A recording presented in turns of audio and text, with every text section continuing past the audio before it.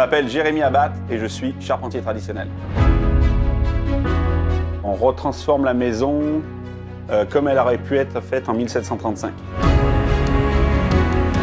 Mais vraiment dans tous ses aspects, aussi bien la fenestration, de tout le structural, les planchers, de la charpente.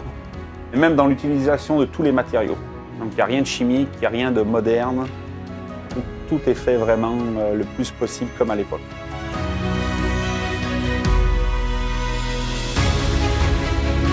Dans ce cas-ci, à cause d'une succession d'incendies sur la ville de Montréal, l'intendant a décidé de faire un code de construction pour limiter les incendies et que les maisons soient plus durables.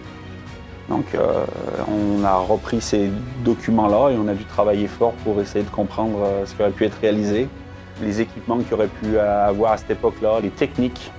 Ça a été 6 mois de recherche. Un petit indice nous permettait d'aller dans une autre direction et ainsi de suite, et ainsi de suite, et ainsi de suite. C'est sûr que moi j'ai une grosse admiration par tout ce qui est l'art du trait, là, la stéréotomie, tout ça. C'est tous des assemblages qui sont en bois. Il n'y a pas de contact, il n'y a pas de différence avec les matériaux. Et plus elle charge, plus elle est solide. C'est la magie de ces charpentes-là.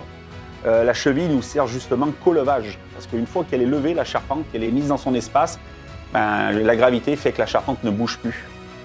Et c'est magique.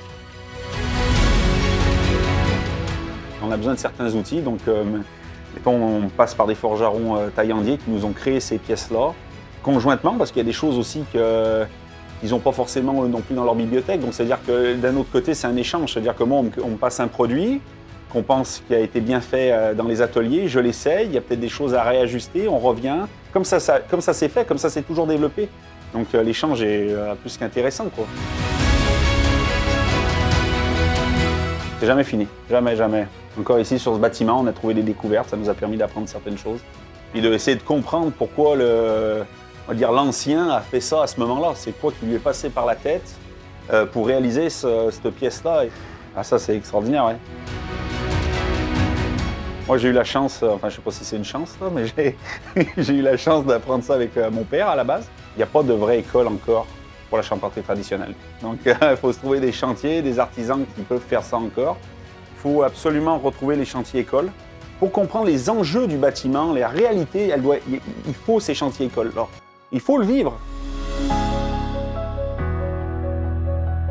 Il y a toute une jeunesse là, qui s'y met de plus en plus, qui en ont peut-être marre justement de toutes ces fabrications trop rapides, trop modernes, qui tombent en pas grand-chose. Là, ils veulent peut-être quelque chose de plus durable. Toutes ces méthodes-là sont très écologiques aussi.